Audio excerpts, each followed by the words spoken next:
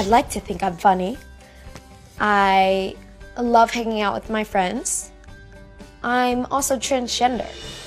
That is 14-year-old Jazz Jennings, and unlike Caitlyn Jenner, who transitioned from male to female at 65 years old, Jazz began her transition at age 5. And while Caitlyn is allowing cameras inside her new life on this summer's still untitled docuseries on E!, Jazz is sharing her unique story of growing up trans on TLC's IAmJazz. Her incredible journey is tonight's Inside Story. As interview, take one, Mark.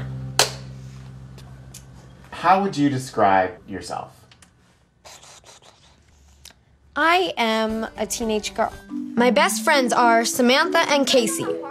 We like high heels and princess gowns. But I'm not exactly like Samantha and Casey. At 5 years old, Jazz Jennings was one of the first kids to ever be diagnosed with gender dysphoria. At 2 years old, Jazz knew she had a girl's brain in a boy's body. Flash forward 12 years later, Time magazine named her one of their 25 most influential teens of 2014. I was like, yay! Like, normally I don't do that. Yahoo's Katie Couric sat down with the 14-year-old trans advocate. I think some people, Jazz, probably have the point of view that it's impossible to determine your gender identity at such a young age. People say that age 2 is too young to identify what gender they are, and to me that's incorrect, because at 2 years old you're wearing girl clothes or boy clothes and you're gravitating towards different dolls, and it wasn't encouraged by my parents at all. You took Jazz to a psychiatrist when she was 3 years old.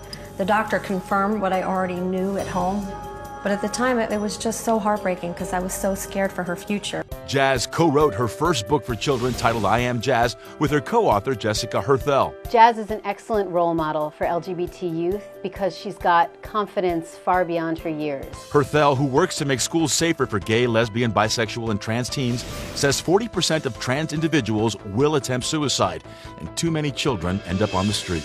Our understanding is that 40% of homeless youth identify as LGBT, and of course this is because many times once a child comes out to his or her parent, that child is thrown out of the home. I don't want to suffer any longer as a person. I'm not, but my parents don't seem to care.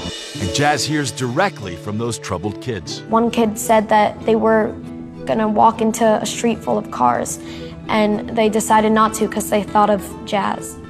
That shows me that I'm doing the right thing being here.